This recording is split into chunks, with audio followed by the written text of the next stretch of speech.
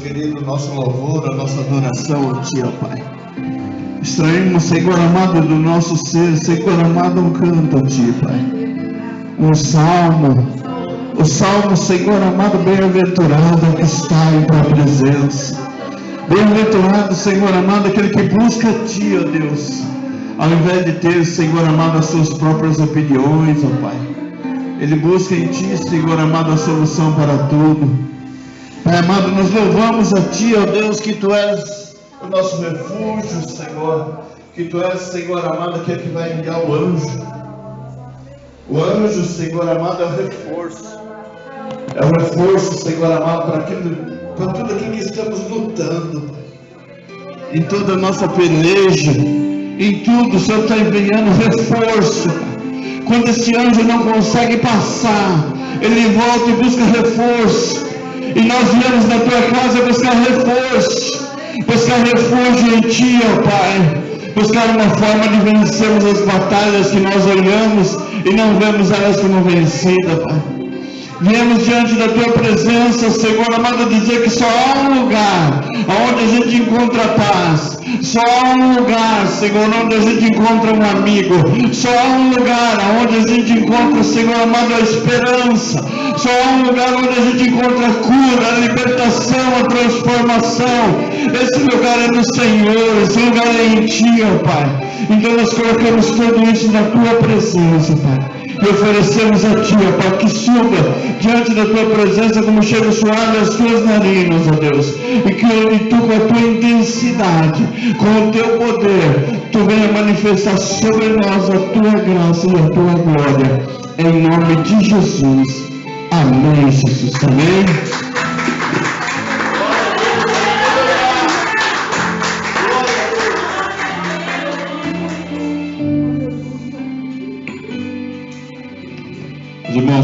Os irmãos podem se assentar. Aleluia, Jesus. Nós precisamos, tá certo que nós vamos deixar. Nós precisamos, embora já experientes e experimentados na palavra e na vida, nós precisamos sempre estar abertos a aprender, né? Que Deus, Ele é muito intenso. E por Ele ser intenso, não existe paralisia com Ele. Ele é muito intenso. Então, Ele trabalha nas nossas vidas de uma forma onde Ele é muito ágil. Eu vou dar um exemplo. Por exemplo, a mulher. O homem, qual é o comportamento do homem quando está em casa?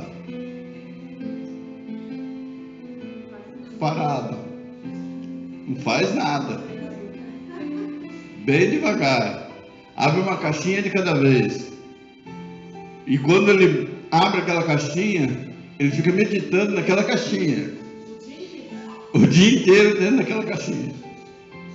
Não é verdade? Isso é a grande verdade. Mas a mulher é diferente. A mulher, ela consegue ser ágil, intensa, o dia inteiro, às vezes com raiva, não por amor, às vezes ela faz com raiva, ela faz tudo com muita raiva, né? Mas está dentro da misericórdia, não é isso? Se você observar assim, Deus, Ele gostaria muito de espremer a gente, se não apertar de dedo, mas a sua misericórdia, o compromisso que Ele tem com a benignidade, faz com que Ele esqueça a sua ira. Ele pode até fazer irado contra nós, mas Ele faz o bem. Por quê? Porque Ele sabe que Ele tem o poder para matar e dar vida. Ele tem o poder. E nós precisamos trazer isso à nossa memória nessa manhã, para entender que isso para Deus é uma regra.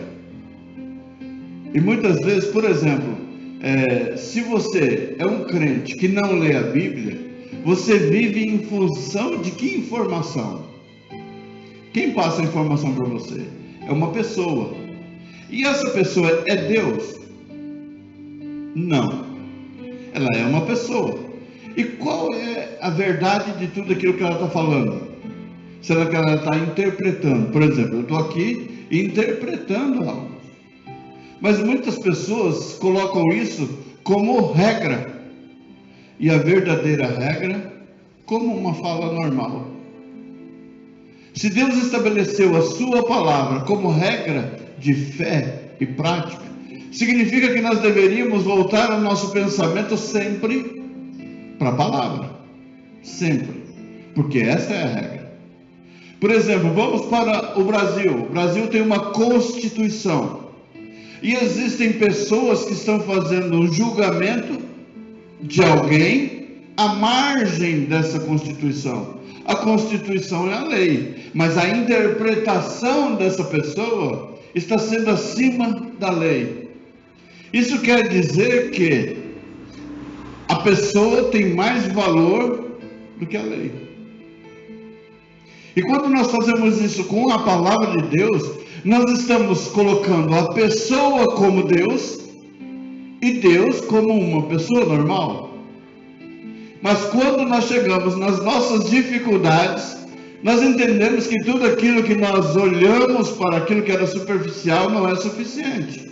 E nós precisamos voltar para a regra. Então, quando você olha assim, me diga um personagem bíblico que vive até hoje. Vamos lá. Um personagem bíblico que vive até hoje.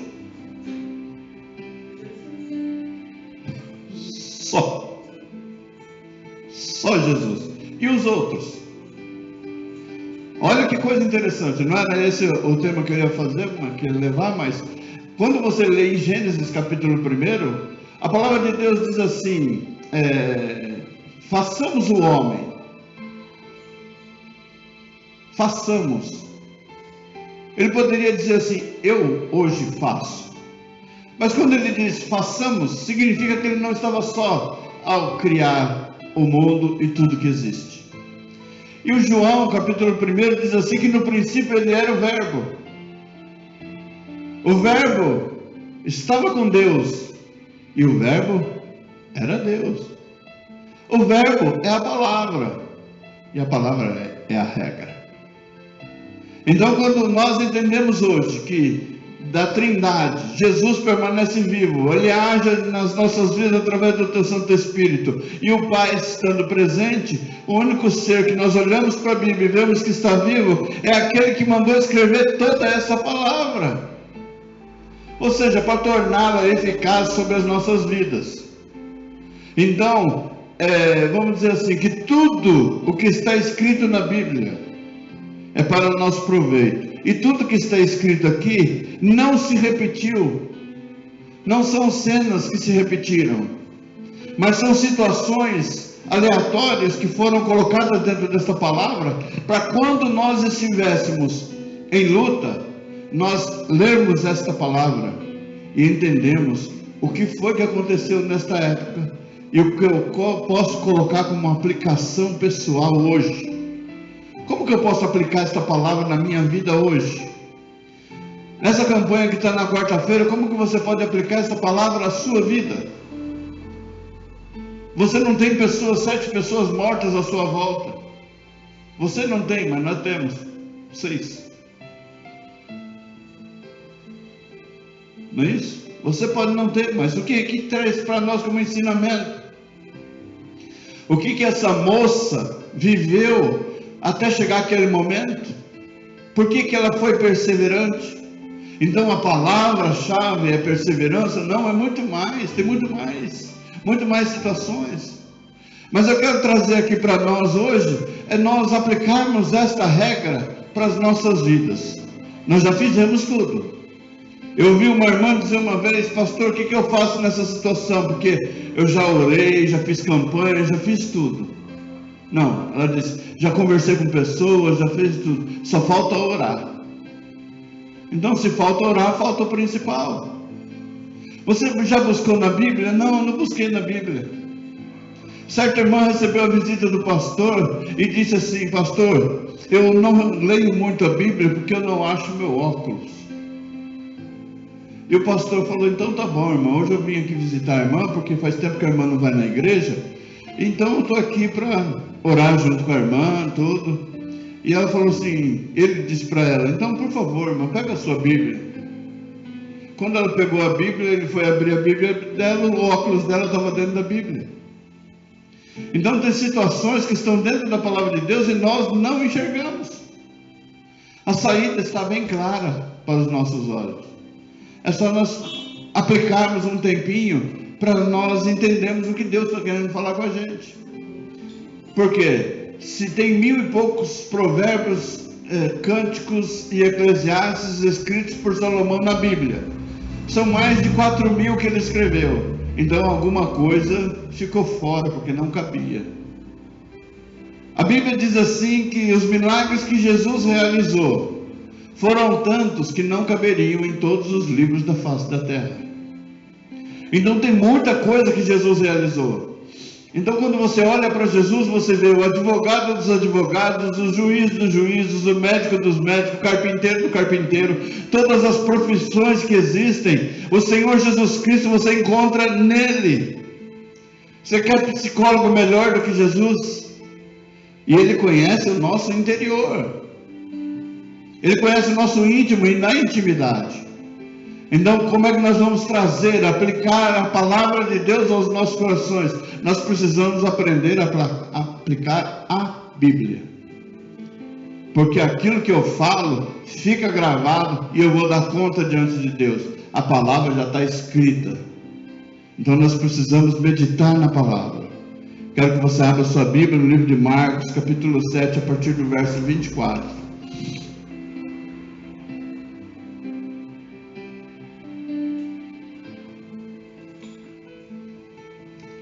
Aleluia, Jesus.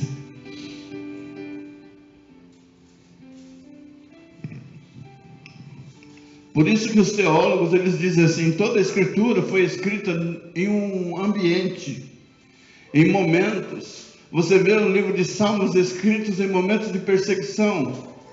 O Salmo 42, eu olhando assim, lendo, eu vejo que o salmista, ele escreveu o Salmo 42 em depressão.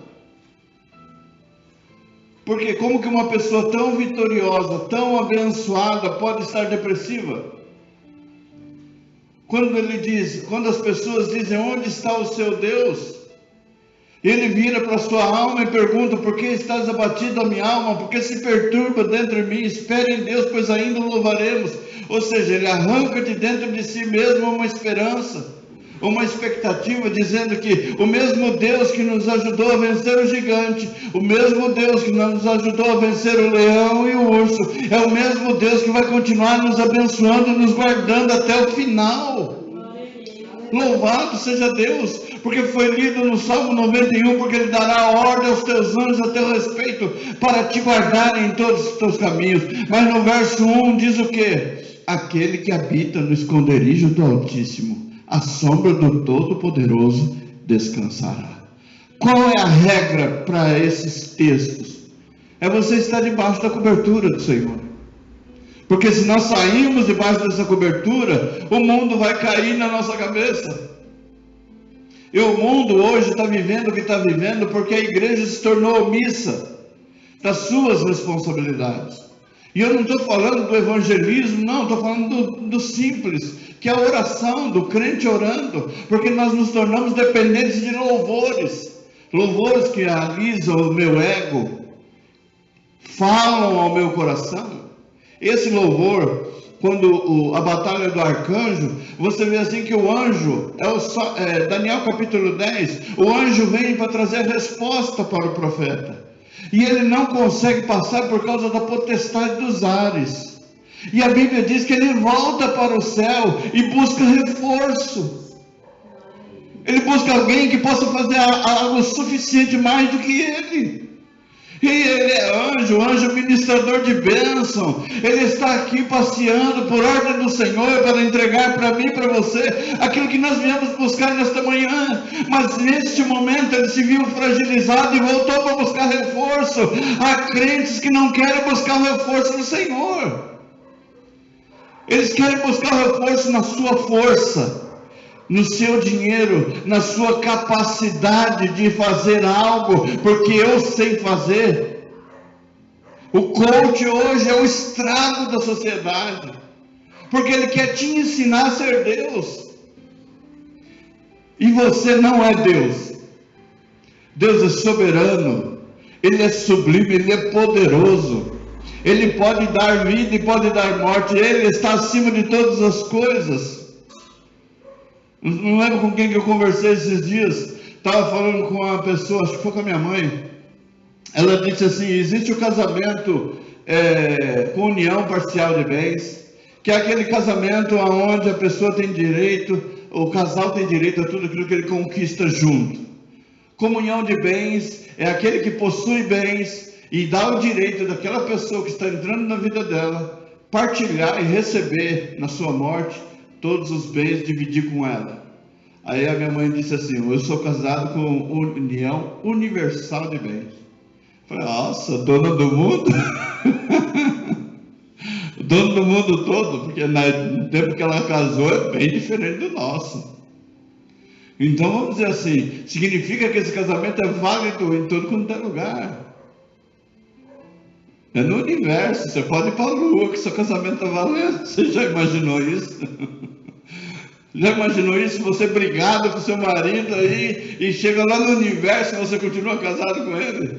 Então, se é universal, você vale em qualquer lugar. Amém? Então, isso daí é a lei. É a lei. Então, nós precisamos também voltar o nosso pensamento, a nossa mente, os nossos olhos para aquilo que diz a Bíblia, para que a gente siga aquilo que é a vontade do Senhor. Porque se precisamos de reforço, é nele que nós vamos encontrar o reforço ideal. Só que ele vai trazer para nós informações, e ele vai nos indagar sobre coisas. E nós estamos preparados para o contraponto? Todo mundo está preparado para o embate. Até a polícia. A polícia, quando recebe a notícia no rádio, qual é a palavra que eles usam? Ah, está acontecendo uma briga na família. Qual é a palavra que eles usam? Há uma desinteligência. Ou seja, um bando de burro, um bando de gente que não sabe raciocinar, estão perdendo a razão. Perdendo a razão. Por quê? Porque não para pensar. Ele quer o embate, ele não quer o debate. O debate, o que é? É você falar e ouvir.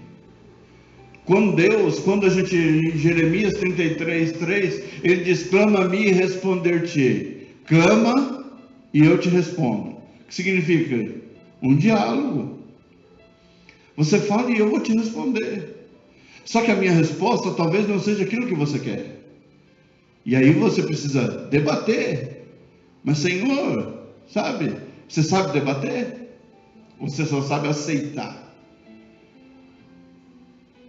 Não é? Nós precisamos aprender isso. Não é só embate. Embate é briga. A gente fica brigando. E brigar é fácil. Quero ver sentar e dialogar como gente grande. Porque na maioria das situações, na maioria das famílias, é isso que acontece. Discussões por causa de coisas bestas. E se você parar para analisar, esses dias eu parei para analisar e falei: eu não consigo entender.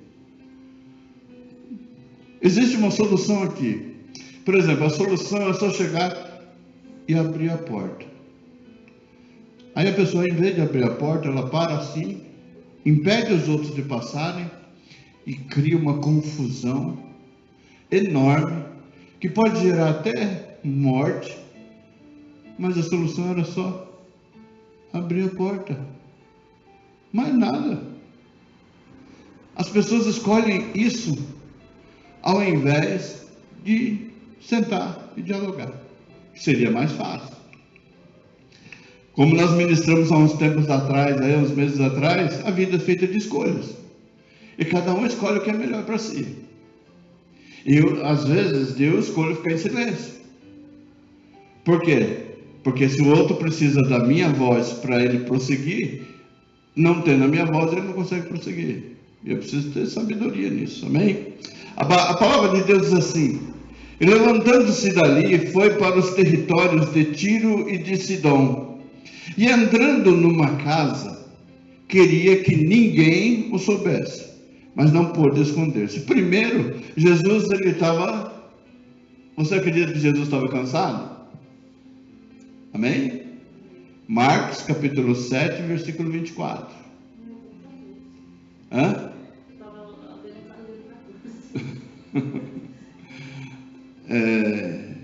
Ele entra dentro de uma casa e não queria que ninguém soubesse. Mas qual é o segredo disso? Aonde que a gente se aplica aqui? Não importasse, ele entrou para que ninguém soubesse, mas alguém falou alguma coisa. Alguém falou alguma coisa para alguém. Repete comigo: a notícia boa, ela chega. A notícia boa, ela chega. Olha, Jesus está na casa da irmã Vilma. Se Jesus está na casa da minha irmã Vilma, o que nós vamos fazer? Nós vamos lá. Mas quem foi que te falou que Jesus estava aqui se ele queria descansar? Não sei, não vou condenar a pessoa, porque senão todo mundo vai malhar ela. Jesus vai brigar com ela. Não, mas qual era o segredo disso? Era que alguém dissesse: olha, Jesus está na casa da Vilma, Jesus está na casa da Bruna. O que nós vamos fazer? Jesus está lá. Então o que nós vamos fazer? Hoje o culto vai ser lá.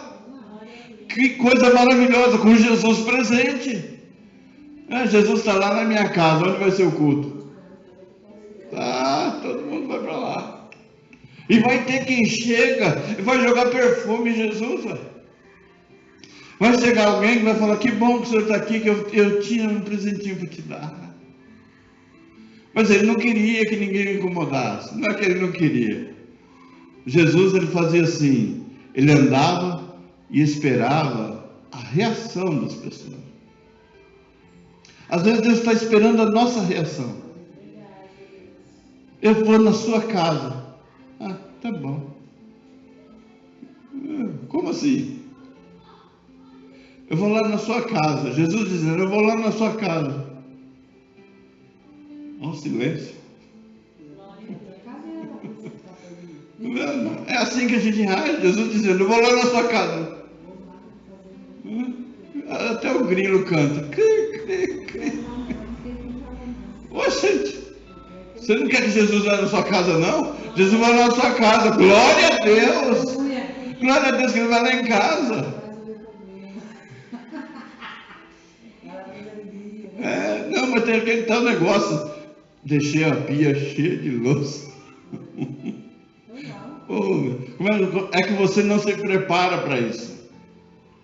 Mas Jesus sabe que a louça não está lavada. Ele sabe que a cara está feia. Ele sabe que teve briga. Ele quer dizer para você que eu vou entrar com uma solução. Eu não vou entrar com mais problema. Eu não vou levar mais problema para você. Eu quero levar a solução. Mas a gente fica dentro da igreja ouvindo isso e falando: não, a minha pia, o meu marido, a minha esposa, está acontecendo isso. Não, Deus não está preocupado com isso. Ele é Deus de solução. E se Ele é intenso, Ele veio para solucionar o problema. Ele não vai ficar debatendo com a gente. Se Jesus disse assim: olha, Ele não queria que ninguém soubesse, não é porque Ele não queria que manifestasse a glória de Deus, é porque o corpo físico dele poderia estar cansado, mas Ele não se recusou. Quem quisesse se aproximar, se aproxima. Jesus está pronto. Amém? Jesus está sempre pronto para nos abençoar. Sempre. E Ele continua dizendo: porque uma mulher cuja filha tinha um espírito imundo, ouvindo falar dele, foi e lançou-se aos seus pés. Então, nesse versículo 26, já diz que ela, ouvindo falar de quem? De Jesus. O que foi que ela fez? Ela buscou o reforço dela. Eu tenho uma luta na minha casa. Ela está dizendo: eu tenho uma luta na minha casa que eu não tenho força para vencer. Não tenho força. É um demônio que às vezes ele me agride. Mas esse demônio tem tomado a posse de alguém que eu amo muito. E eu já fiz muita coisa para que essa pessoa fosse transformada, liberta. Eu já fiz muita coisa. Mas nada do que eu fiz resolveu. Como aquela mulher do fluxo de sangue, ela gastou dinheiro com médicos e nada do que ela fez resolveu. Só existia uma chance. A chance dela era somente, ela disse assim: se eu tão somente tocar no manto, na orla, na barra da roupa dele, eu creio que eu vou ser curada. Então ela viu a oportunidade dela e ela se lançou nessa oportunidade que ela tinha. E essa mãe, ela não veio buscar por ela, mas ela veio buscar pelo filho. Às vezes nós não viemos na igreja somente para adorar a Deus, nós viemos buscar pelos nossos, por aqueles que são da nossa família, por aqueles que nós queremos que eles herdem a terra prometida, que eles herdem o céu, que eles vão para a glória. Nós não queremos inferno para ninguém. Então nós viemos à casa do Senhor buscando esse reforço. Senhor, lá em casa está assim. Nesse momento você pode aplicar isso ao seu coração e dizer: Senhor, a minha casa está assim. Preciso de Ti, Pai. Eu preciso da Tua ação dentro do meu lar. Eu preciso de comunhão. Eu preciso de bênção. Às vezes as coisas estão fluindo financeiramente, mas ela não flui na harmonia em família. Então aquilo que é para se aproveitar se torna um peso, se torna uma luta. Observa aquilo que mais une o povo. Às vezes o que mais une a gente é a luta. Porque na luta e na adversidade a gente tende a se aproximar uns dos outros. Olha, deixa eu te abraçar na sua luta, na sua dor. Veja o luto como é o luto. O luto, as pessoas vão até o velório, mas não conhecem a família toda, conhecem a pessoa que faleceu, mas elas se doem por aquilo que está junto. Então aquela dor, ela reúne pessoas. Eu tive no velório ano passado do pastor Paulo Kisse, e uma das coisas que me chamou a atenção é que ele era um professor de teologia e pregava como um professor de teologia. E não, às vezes que eu participei de culto que ele estava, às vezes que eu participava de culto que ele estava, na sua mensagem, a igreja estava assim. E a aula de teologia, ela tinha 10 pessoas, 15 pessoas, no máximo. Se você fizer um culto de oração, quantas pessoas vêm? A irmã Vilma participou bastante com a gente no culto de oração. Quantas pessoas vêm? Ministração, estudo bíblico, 2, 3. Então você vê a carreira desse homem focada na palavra. Mas no dia que ele faleceu, só tinha o corpo dele no Alfa Campos, ali para ser sepultado. Não tinha lugar para estacionar o carro. Não tinha lugar para estacionar o carro. E eu comecei a lembrar desse momento. E o seu falecimento, ele teve um AVC em casa sozinho, porque a esposa tinha saído e tinha ido na casa da filha. Quando chegaram em casa, encontraram ele morto. Morto não, né? Com AVC, depois foi levado para o hospital e lá ele ia falecer. O que eu trago para nós hoje? É que as pessoas esperaram esse momento para se reunir. Porque esse momento de dor reúne as pessoas junto aos familiares.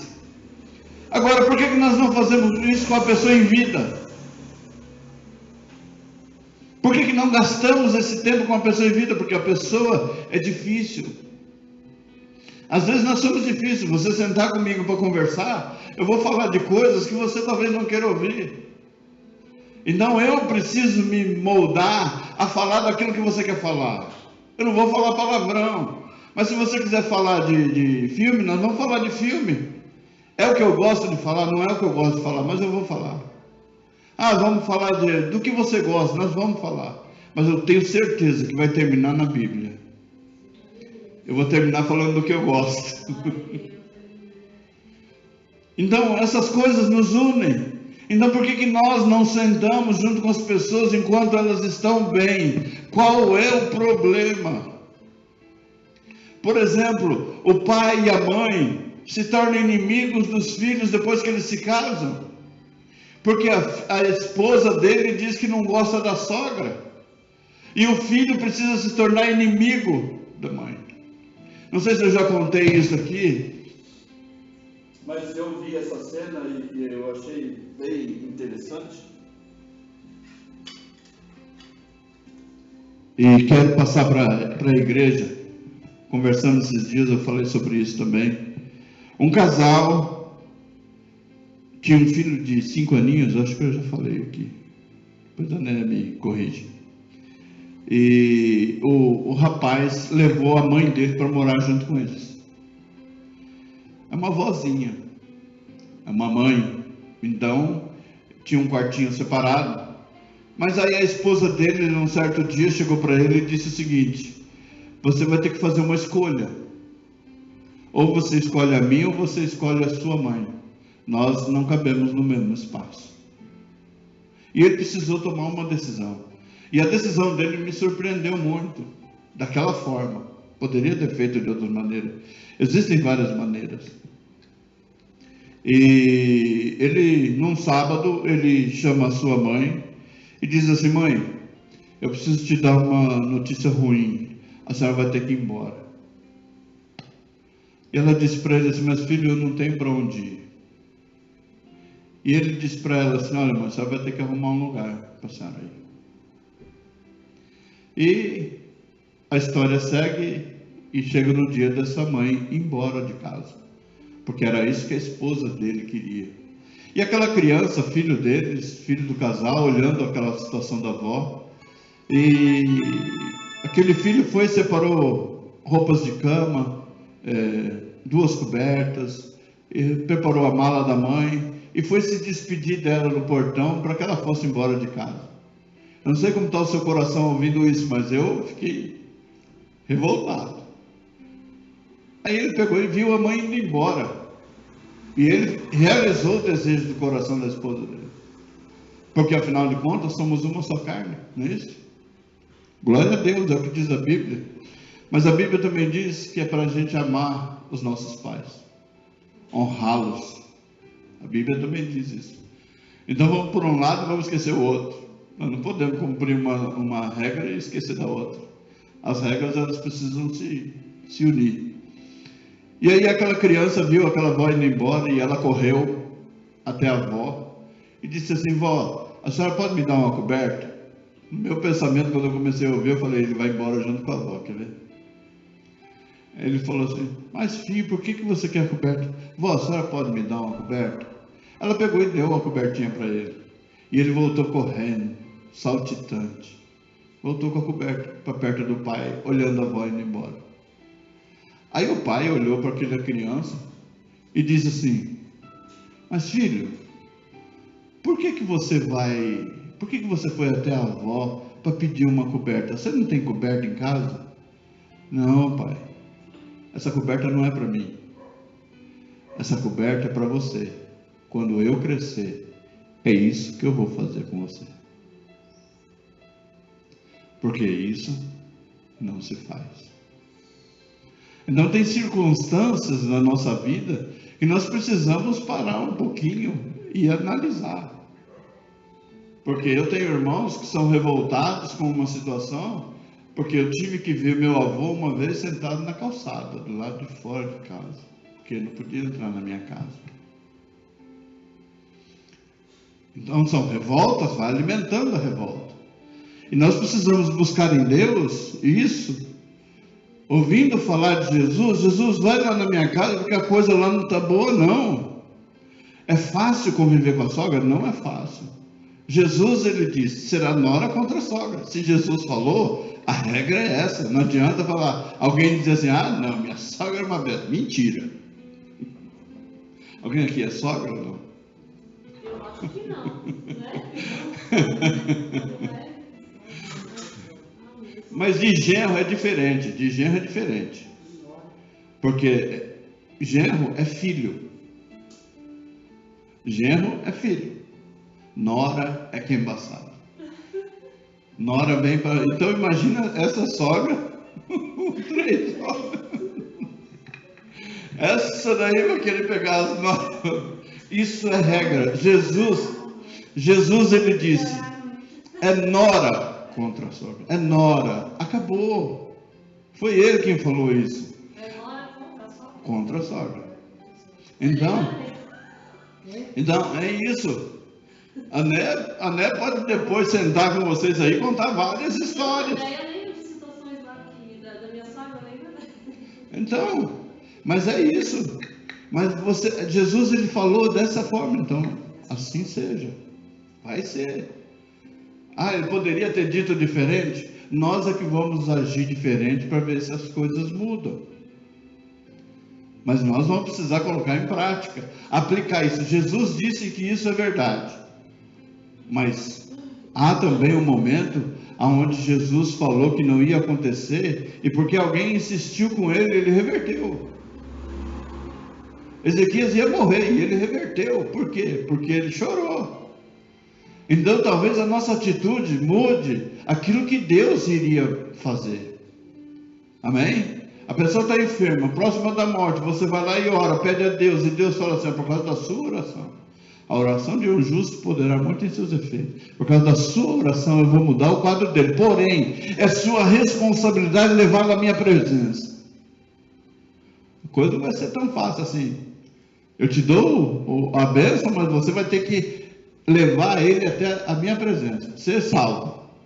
Tudo bem? É a condição. Então vamos lá. E a mulher era grega, Ciro-fenícia de nação, ou seja, naturalizada grega, Ciro-fenícia de nação. E rogava-lhe que expulsasse de sua filha o demônio, que a ajudasse na sua situação dentro de casa. E Jesus dá uma resposta para ela, aonde ela poderia abandonar tudo, largar a mão. Mas Jesus disse-lhe, deixa primeiro saciar os filhos, porque não convém tomar o pão dos filhos e lançá-lo aos cachorrinhos. O que Jesus quis dizer para ela? Não é certo tirar dos meus para dar para você, porque eu vim para os meus. A não ser que os meus me rejeitem, eu posso fazer algo por você.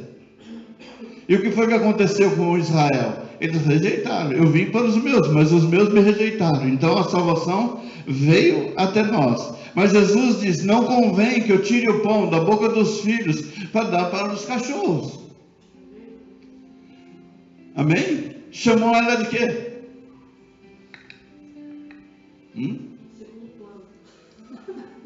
É porque você não quis colocar o cachorrinho. Você deixou de lado o cachorrinho. Porque ele chamou ela de cachorrinho, comparou ela a um cachorro. Aí você olha assim, mas como que Jesus pode me comparar a um cachorro? Mas eu sei que ele tem a solução. Eu sei que ele é Deus. E se eu sei que ele é Deus, essa palavra dele para mim pode ser uma pegadinha. Ele não está falando sério isso comigo. Ele sabe que eu deixei minha filha endemoniada em casa. Ele está fazendo isso porque ele está querendo provar a minha fé.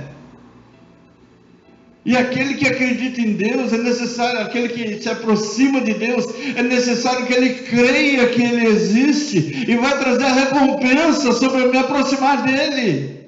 Então era necessário que isso acontecesse, que ele falasse dessa forma com ela. Não é certo eu fazer isso, tirar a boca dos filhos para dar para os cachorros. Se fosse brasileira, ela dizia assim, você está me chamando de cachorro, é? É disso que você está me chamando? De animal? Quem você pensa que é? Perderia a benção logo de cara. Mas como ela não era brasileira, ela era grega, deu uma resposta maravilhosa. Ela, porém, respondeu e disse-lhe, sim, Senhor, mas também os cachorrinhos comem debaixo da mesa as migalhas dos filhos. Ou seja, eu me contento com as migalhas. Aleluia! Louvado seja Deus. O que eu aprendo com isso? O que eu aplico na minha vida? Que Jesus tem todo o poder para resolver qualquer situação, e muitas vezes Ele vai nos experimentar para saber se nós precisamos mesmo daquela situação, daquela bênção, se nós vamos buscar Ele intensamente, ou é somente fogo de palha. Se você quer realmente o agir de Deus, ou você não, Senhor, pode deixar que agora eu faço. O agir de Deus é lindo na vida de quem é fiel. No começo tem provas amargas, mas no final tem um sabor de mel. Começo dela, caminhada, saindo de casa, deixando a filha endemoniada em casa. Quem vai cuidar? Quem vai zelar? Não, eu tenho uma expectativa, uma esperança. Eu vou buscar em Deus a solução para minha casa. Chegando lá, eu vou falar para Ele. Aleluia. Olha o que fez o filho pródigo. Eu vou chegar diante do meu pai. Pai, o Senhor me perdoa. Eu pequei contra os céus, pequei contra ti. Já não sou digno de ser chamado seu filho. Mas quando ele fala isso, o pai já estava na expectativa de ouvir isso e de ver o filho de volta. Não importava como ele chegasse, importava que ele voltasse. Quando ele volta, o pai faz o quê? Faz uma festa. Por quê? Porque Jesus estava esperando exatamente isso. Louvado seja Deus. Exatamente isso. Então, ele disse-lhe, por essa palavra, por causa dessa palavra, vai, o demônio já saiu da sua filha. Agora, vamos ver o que foi que ela disse, de novo.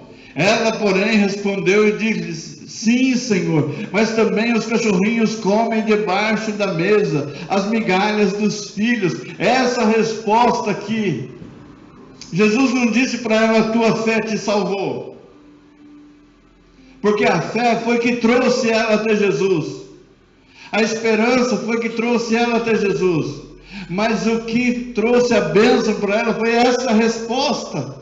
É você aceitar ser chamado de cachorro, independente da circunstância, por um propósito. É como ser chamado de vagabundo por causa do Evangelho. Louvado seja Deus.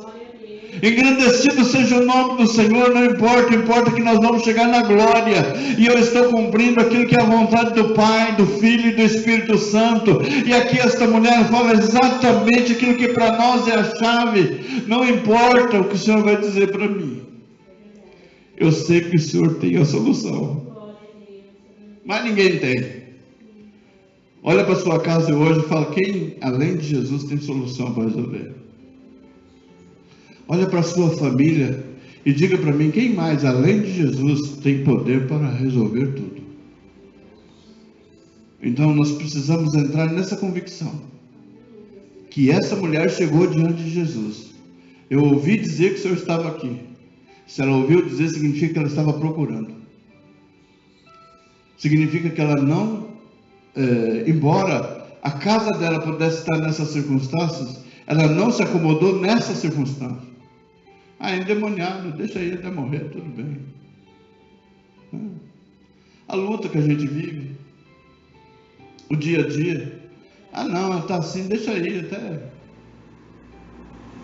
Por isso que tem cenas e situações que eu olho assim, eu falo, meu Deus, quando Deus começar a madrugada, eu fiquei acordado quase até 5 horas da manhã, e fiquei lembrando e buscando em Deus a palavra, e essa palavra vinha na minha mente, eu não conseguia dormir, e depois o Senhor falou assim, que a nossa vida é como você entrar num restaurante. Você pode entrar lá e comer o que você quiser, mas no final, alguém vai trazer para você a conta. Você não vai sair de lá sem pagar a conta. De alguma forma você vai pagar a conta. Então o que as pessoas estão vivendo hoje é isso. Eles passaram no restaurante, comeram tudo o que queria. Agora Jesus vem apresentando a conta. A parábola dos talentos fala sobre isso. Um recebeu 5, o outro 2 e o outro 1. Mas o Senhor veio para pedir conta. de tudo aquilo que foi feito. Isso serve para pastor, isso serve para membro, serve para todo mundo. Eu tenho certeza que até o final desse ano, muitas palavras virão ao seu coração, que você vai ver que tudo isso que nós estamos vivendo, e tudo isso que aconteceu na nossa igreja nos últimos 3 anos, isso daí muitas pessoas erraram, agir como agiram, e depois terão que pagar essa conta. Você vai enxergar isso. Por quê? Porque Deus não agiu dessa forma. E Ele sabe, Ele conhece os que são fiéis. Naum, capítulo 1, verso 7, Ele diz isso. Ele conhece aqueles que são seus, Ele te conhece. E essa mulher, Ele diz para ela: eu te conheço, eu sei da sua história, mas eu queria ouvir da sua boca o que você veio buscar. E às vezes nessa manhã você veio buscar em Deus algo que você olha sem solução, mas Deus tem uma solução, sempre tem uma solução. E indo ela para a sua casa, achou a filha deitada sobre a cama, pois o demônio já tinha saído. Aleluia!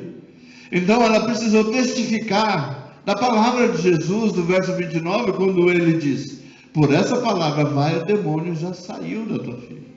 Jesus não precisou ir até a filha dela.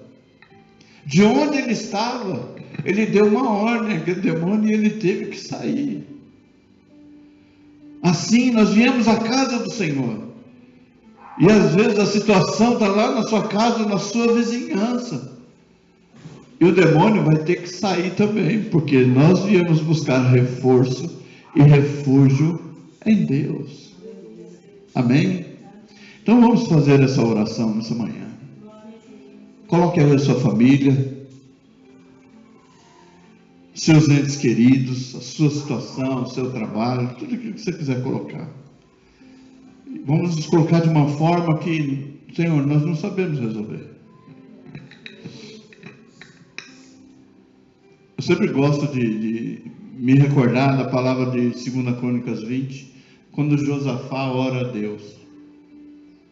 Ele fala: Senhor, nós viemos pelo caminho, saindo do Egito, passamos por determinados lugares, poupamos muita gente, mas olha o que esse povo agora apaga deles. O que é que eles estão fazendo conosco? E ele diz num versículo, ele diz assim: tudo, porém os nossos olhos estão postos em Ti. Em nós não há força alguma, não sabemos como reagir, porque a força, o inimigo é maior do que a gente, e a gente não sabe, a gente não tem exército, a gente não tem força bélica para resolver isso, mas o Senhor tem. Nós não temos muitas vezes sabedoria em determinados assuntos, mas o Senhor tem. Nós não temos o conhecimento de alguns assuntos, mas o Senhor tem. Nós não temos o remédio para determinadas enfermidades, mas o Senhor tem. Tem um primo da Néia que teve que amputar mais um dedo do pé, e eu estou acompanhando através da pastora a história dele. Ele está com diabetes, então existe uma bactéria, existe uma situação que ele pode perder a perna, ou aquela bactéria pode causar a morte dele. É uma luta muito grande, e o remédio não existe no Brasil, tem que ser trazido de outro lugar, é muito difícil de ser encontrado. É um antibiótico fortíssimo, porque a bactéria é mais resistente que os antibióticos que existem. Ou seja, o exército que você usa é mais forte, mais fraco do que o seu inimigo. Então nós precisamos agir de que maneira, Senhor?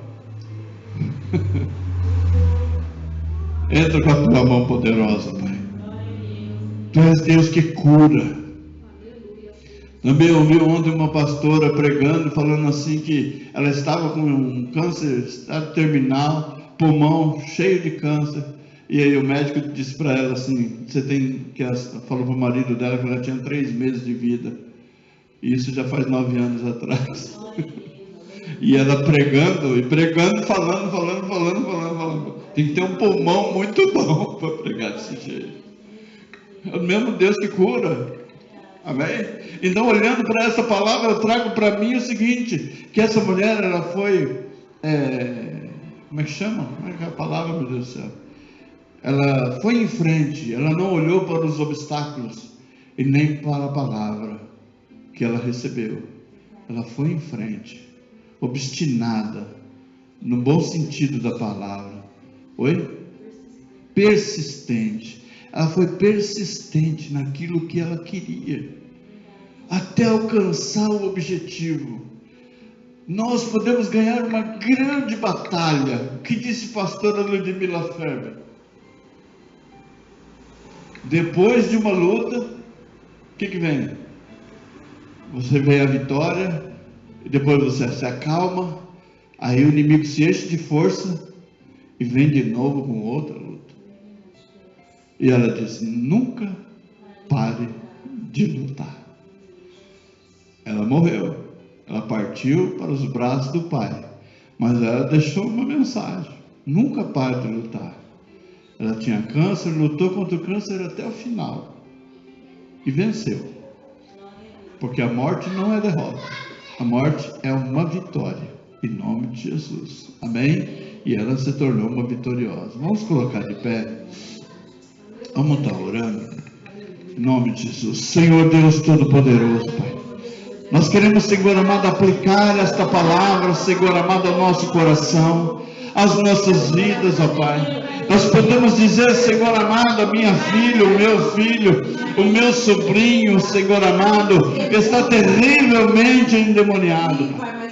Senhor amado, nós não sabemos, ó Deus, o que fazer mais, Pai.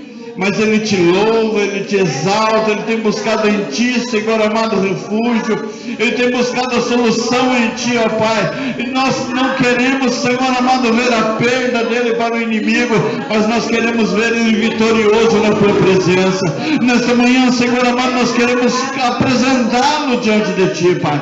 O Senhor tem uma obra na vida desse jovem. Tu tens o poder, Senhor amado, para repreender todo o principado, toda a potestade, toda a obra das trevas, ó Pai, e colocar ele, Senhor amado, intacto para pregar o Teu Evangelho, como é o desejo do seu coração.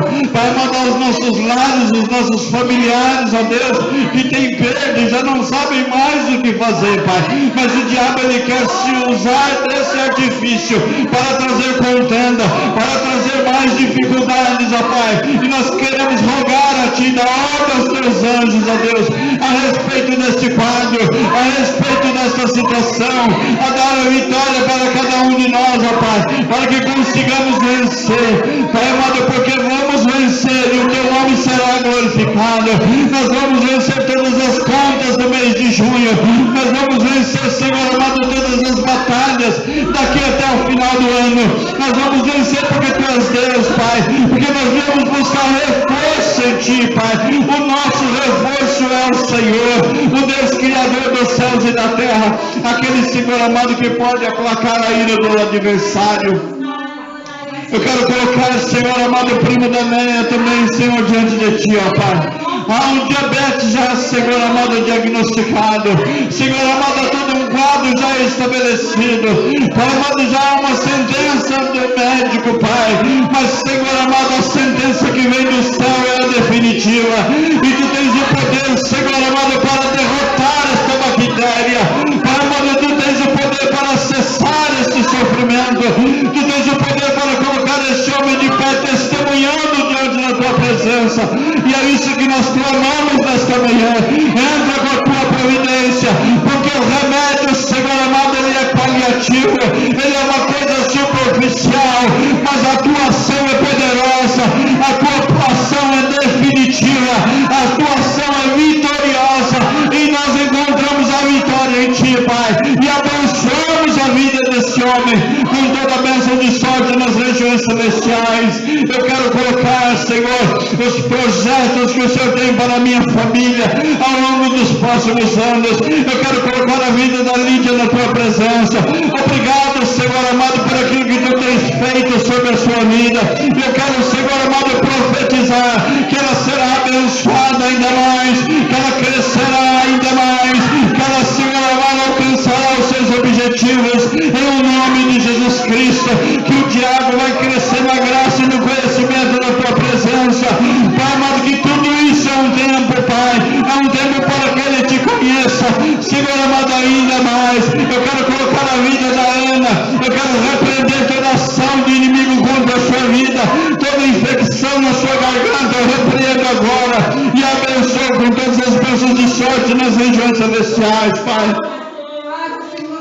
abençoa a vida da pastora Néia, Senhor. Cobre ela com teu sangue, reveste ela com teu poder, Pai amado. Continua dando a ela da tua sabedoria, da tua graça e do teu entendimento. Pai amado, quero orar, Senhor amado, pela vida da irmã Vilma, Pai, da tua serva, da diaconisa Vilma, Pai amado. Quase que eu chamo ela de pastora, Senhor amado, mas que assim seja diante da tua presença. Mas vai, Senhor amado, usando o seu coração, usando a sua vida, usando a sua filha Juliana, usando o seu lar, Senhor amado, como exemplo, Senhor amado, nesta rua, para que o teu nome sobre ela seja glorificado. Pai amado, se nesta manhã ela veio em ti, ó Pai, buscar reforço, que ela releve o seu reforço, Pai, para dentro do seu lar, e aquilo que ela não consegue resolver, Pai, tu resolve, para que o teu nome sobre ela seja glorificado. Abençoa a vida, Senhor amado, da irmã Bruna. Abençoa, Senhor amado, a sua família, o seu esposo, os seus filhos, a sua casa. Senhor amado, torna esse lar próspero e abençoado, para que todo o restante da sua família reconheça que só tu és Deus, Deus dos céus e Deus sobre a face da terra, Pai. Abençoa de uma forma gloriosa. É que eu te peço nesta manhã e te agradeço em nome de Jesus. Amém, Jesus. Aleluia. Aleluia. E que a graça do nosso Senhor e Salvador Jesus Cristo, o amor de Deus, o nosso Pai, a comunhão e a consolação no Santo Espírito de Deus esteja com a igreja vitoriosa de Jesus Cristo aqui reunida. E todos os irmãos digam amém. Está encerrado em nome de Jesus. Cumprimento o seu irmão com a paz do Senhor, por gentileza, não esquece do pastor. Aleluia.